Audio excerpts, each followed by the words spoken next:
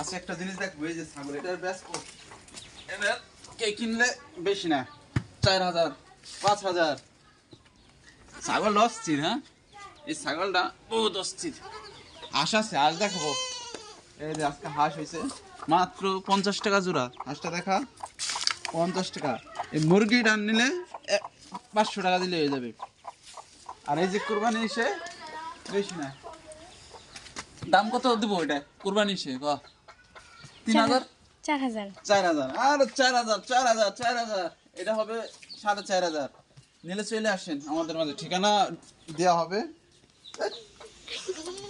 আর হাঁস যদি আরো আজকে এটা ডিম ফুটলো, আজকে ডিমটা ভালো হয়েছে।